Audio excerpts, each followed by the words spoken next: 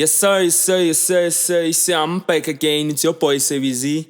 And I'm back with a vlog this time. I'm not back with music. I'm not back with the new song. I'm just back with the visuals, guys. So, a lot of people have been requesting me to do vlogs. Shout out to Mbong Seni Twala. He's been persistent to tell me to do this. He's one of my friends that I've been doing plumbing with the time I was a plumbing apprentice. So now I want to come back with this music thing. So a lot of people have been asking me, we always come to your place, guy. Like, you don't have any studio equipment. You just have a PC, you just have a microphone, headset, and that's it. But you do such good music and you mix our music so good.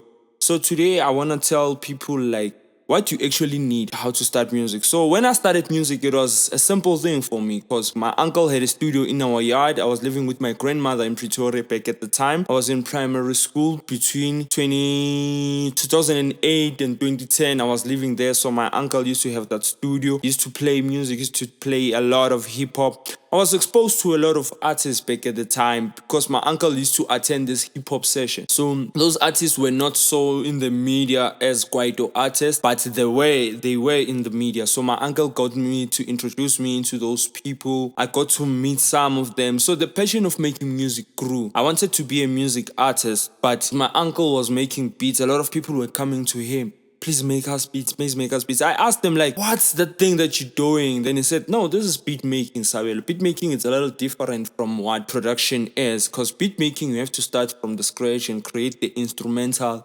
Then a person records and then it becomes a song. So I got interested in the production side where like we create the beats, we do all of that. And he bought me a PC. He installed FL Studio 7 back at the time because I was still learning. He gave me FL Studio 7. I started using it, but I couldn't use it most of the time because I was living with my grandmother and living with an old woman, electricity, and you know them.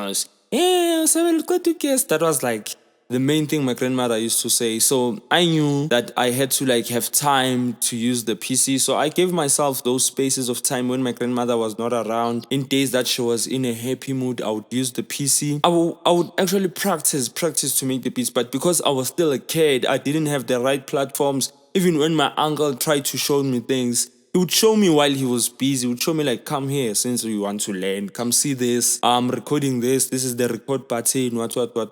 He didn't want me to use the equipment at the end of the day. He would show me, but he didn't want me to use the equipment. He had the MIDI keyboards. He didn't want me to use the MIDI keyboards because he emphasized on the pricing of them, and he told me that one day when you own your own studio you will understand. So I kept on practicing. Then I was forced to move from Pretoria to Tembisa. So when I arrived here in Tembisa, I knew no one. I was only staying with my mother. So I tried to get people that were doing music, but I didn't find most people that were doing music. So I just continued with school, getting my grades up. Then when I was in grade 11, my mother bought me a laptop. Since the following year I was going into matric, she bought me a laptop. And you know, the very, very first software I got was FL Studio. I got it from the guy in my street. He was also a producer, but it was a cracked FL Studio, so it had limitations. So I started using it. I learned a lot from the cracked software, and I learned a lot of things using stock plugins only during that time. I wasn't exposed to third-party plugins. I was using stock plugins, which made me the person I am today because I'm glad that I got an FL Studio that only had the stock plugins, because even now I still use those stock plugins, even though I use a little bit of the third-party plugins now since I'm introduced to Waves. Since now I go into other studios, I see other producers are using these high-end Auturia plugins. But before I used to use only strictly stock plugins until about a year ago.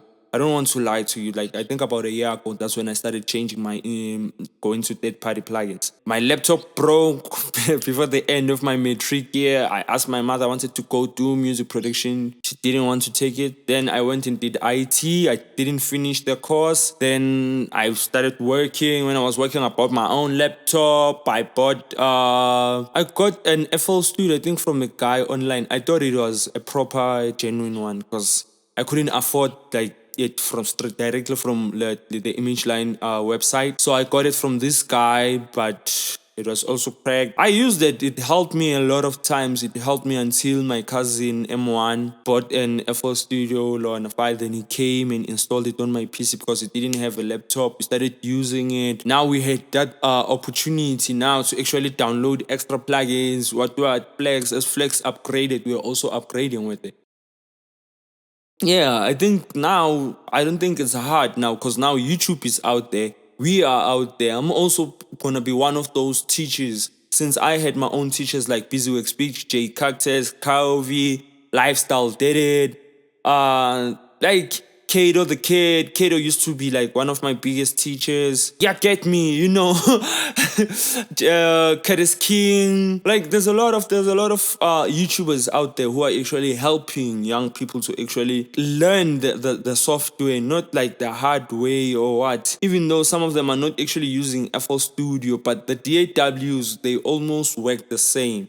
You know, they're all just digital audio workspace, so they all work the same. It's just the interface is gonna be different. But you would find that they all work the same, and especially when you understand, like, okay, an EQ is also an EQ, it's an EQ, it's an EQ, it's an EQ. I don't think like now it's hard. That's the thing now. The hardest thing now it's marketing now. Because the industry now is so saturated that there's a lot of people actually pushing their content out there. You have to be unique, you have to be different. You have to make sure that you push yourself out there because a track sitting on a PC, it's nothing. I stayed with dope beats on my laptop, I think for 10 years. I was like, I had gold. Yeah. Yeah, they must come to and buy. But no one's gonna buy from you if they don't know you. You understand? No one's gonna buy from you if they don't know you. Now people know me because now I'm recording other people. They come with beats from other producers. I use those beats, they record on those beats. Some producers be like, Donna, please, Donna, since now I see you have artists recording from you, please, Donna, get me the platform. At least if they record on my beat and we take 50-50% share or the producer split, then it's fine. We do that. Yeah, even though the beat is from him, I take the beat. I give it to one of my artists because I have a lot of artists who do different versatility of styles. Just that a lot of artists don't release music. That's like the biggest flop that a lot of artists are doing. But overall, being a music producer, beat maker in this day and age is simple. Just go on YouTube, learn, and practice. There's nothing that beats consistency. Talent won't beat consistency. Just be consistent, and talent is nothing. So it's your boy Sabby Zee. You know, thanks for chilling with me. Go ahead, like, subscribe, and please, guys, go on my socials, Instagram, Facebook, what, search Sabby Zee. Just follow, like, check out my content. I'll be dropping more content from today. So, yeah, we out here. You know me, it's your boy Sabby Zee. You Phone Records. That's what we're doing. Good music only, bruh.